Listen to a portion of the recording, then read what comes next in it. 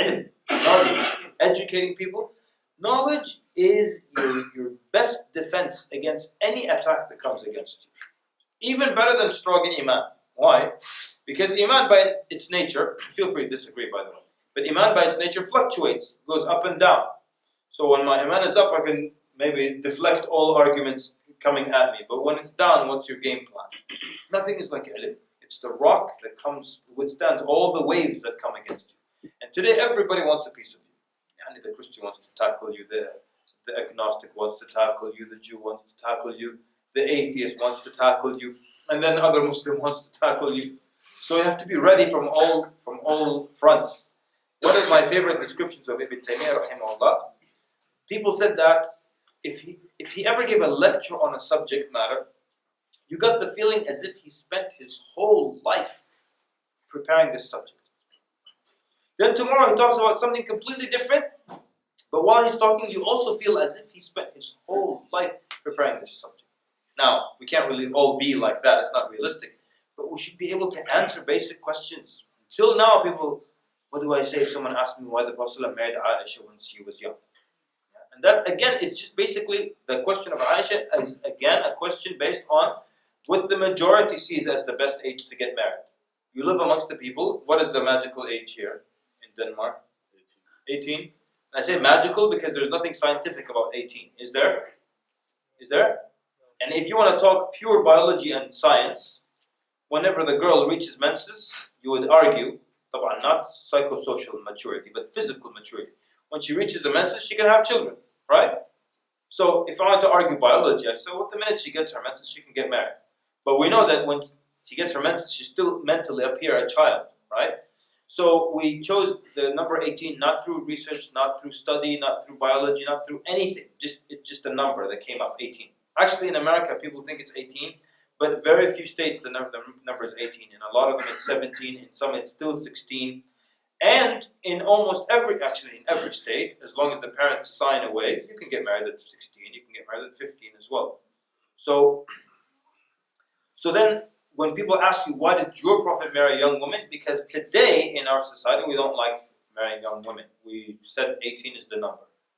So when people ask me that question, my answer to them is always, how old would you have liked her to be? And then whatever number they give me, I just question that number. Is there science? Is there research behind it? No, there isn't. Okay.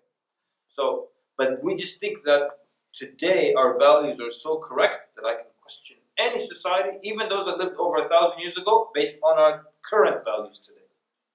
And that's known as ethnocentrism, right? The belief that your culture, your system is inherently better than the other one. All right. So only good knowledge is what will help us respond, refute, and keep upon our religion and our youth as well. And so that's why it's so important to teach our youth things like that. And that's why also part of our responsibilities, having Islamic schooling, even if we can't have a full-time school, we have events at the masjid for the youth, or we have weekend programs for the youth. Because one of the biggest problems that will be facing Muslims in the West, feel free to disagree, and I pray that I'm wrong, but many believe that the biggest challenges for Muslims in the West in the coming decades will be young people leaving Islam. It's already a very big problem. It's already started a lot. It's in Canada, it's in America, it's in the UK. I don't know if it's in Denmark or not, but I would assume it's not much different yet. People leaving Islam, young people leaving Islam.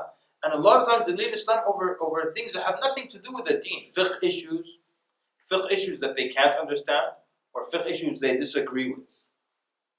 And one guy said, I don't agree with this ruling in Islam. So I asked him, does this mean that the Quran is not from Allah because you don't like this ruling? So now you conclude the Quran is not from Allah Azza wa Jal. Allah Azza wa Jal does not exist. And Nabi Sallallahu Alaihi Wasallam, astaghfirullah, was not a genuine prophet. He made it up. All that because you disagree with this one issue.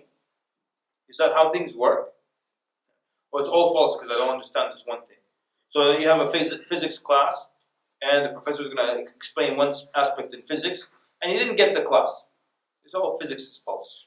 Because I didn't understand this one little. Kullu false. This is the bad logic people are applying now. Anyway, but I want to assert that we're social beings, and it's difficult to be different, and so we want to conform. We You want to conform. And that's why you find now with these issues that come up, the things that are becoming acceptable in society, but they're still not acceptable in Islam, becomes a very big issue for the youth. How is this not acceptable? Islam is backwards, it's barbaric, how is not accepting this, how is not accepting that? That's not how it works though. But that's why only knowledge can make people stand up against that. I wanted to talk about some of the internal problems, and first of all, let's understand that when you interact, or when we interact as a community, we're going to have some misunderstandings, some miscommunications, and there's going to be a degree of harm. Yeah, I will harm you a little bit, you will harm me a little bit. But the way the believers behave is that they make up, they forgive, and they forget. The way the hypocrites behave is that they don't forget ever. Yeah? That's why the Prophet ﷺ said in the hadith, الَّذِي يُخَالِطُ النَّاسِ وَيَصْبِرْ عَلَى أَذَاهُمْ خَيْرٌ مِنَ الَّذِي لَا يُخَالِطُ النَّاسِ وَلَا يَصْبِرْ عَلى أَذَاهُمْ. The one who mixes, intermingles with people, right? Interacts with people, and is patient upon their harm. And the Prophet didn't say which harm, because it's inevitable. There has to be some kind of misunderstanding. There has to be a miscommunication. It can't be a community where there's no harm. We're going to have disagreements, miscommunication. Maybe I'll say something I shouldn't have said. I'll raise my voice a little bit. So the one who interacts with people and is patient upon their harm is better than the one who does not interact with them and is not patient upon their harm. There's some people, the minute they're harmed a little bit, I'm never going to that masjid again. I'm never going to that community again. That's not how the believers behave. The believers pardon, they forgive, they forget, they turn the other cheek. Yeah? By that, I don't mean in the Christian sense. I mean, safha. Wa'fu wasfahu. Safha is like literally, it's as if turning the cheek, which means like forgetting that it happened. And you completely turn away from it like it never happened. The Prophet described the hypocrite, وَإِذَا خَاصَمَ فَجَرَ. When he disagrees with you, he goes all out, severe, because he's a hypocrite. Believers pardon each other. Some people now, they behave like the hypocrites. They're very severe in disagreement. Wallahi, I know of two good people, and inshallah, without overpraising them, they're both righteous people. And they had a business disagreement. One of them is a shaykh, one of them is a businessman, they're both religious men. And the guy said, every single dua, every single time I go into sujood, or every salah, I make dua against the shaykh in sujood. Wallahi, this is how the believers are. In sujood, you make dua against the shaykh. But if I were to make a list of people, I need to make dua in every sajda against them. Don't you think, George Bush, Tony Blair, right? This was George Bush days. During those days, ask any Muslim, who do you dislike the most on earth? George Bush, Allah yakhdu. Ba'du, Tony Blair, Allah yahdu. Ba'du, like that, And then it changes with every president, of course. But برضه Sharon, Netanyahu's برضه, كلهم, But the point is that you're going to dedicate that dua instead of giving it to Bush, give it to the shaykh. It's too severe. Believers forgive. You know something? Nabi Sallallahu Alaihi Wasallam was just such an excellent man.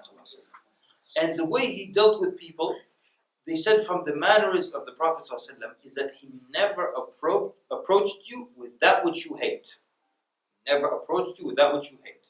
So the Prophet Sallallahu Alaihi Wasallam, in the incident of the ifk, which we'll be discussing in a month here in Denmark, inshallah, he, as a judge, he actually has to get details. But he couldn't mention that to Aisha, say the word zina to Aisha. So he said, أَمَّا بَعْدُ يَا عَائِشَةَ فَقَدْ بَلَغَنِي عَنْكِ كَذَا وَكَذَا. He said to proceed, Ya Aisha, I have heard such and such about you. He literally said such and such, كَذَا وَكَذَا. He couldn't say, I heard you committed zina. Why? Because he knows nothing, there is no word to come out of the blessed lips of the Prophet that Aisha would hate to hear more than him saying the word zina to her. True or false? Right? Now, this is a mannerism that we should all take. That you never approach people with that which you know will hurt them. You know they hate.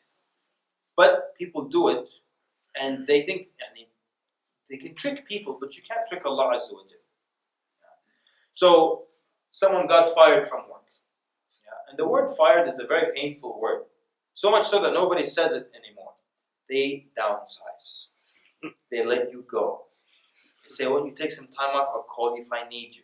All this to avoid saying you're fired. Okay?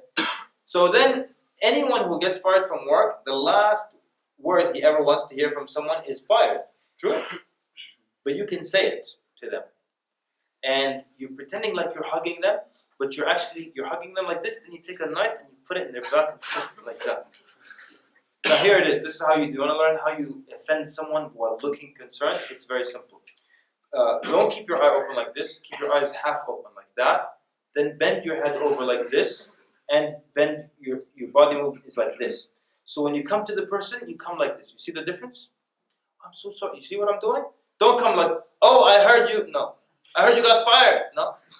You do it like this. Bend, half close. Then you say, I'm so sorry.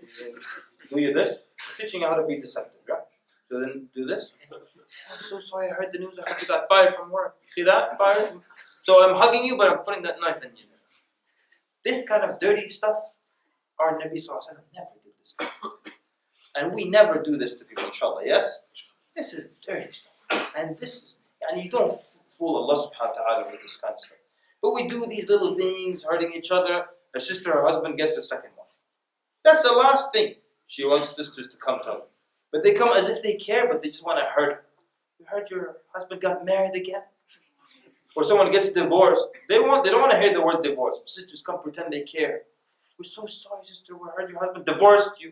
You're trying to hurt people and pretend you care. This is not the way of the believers.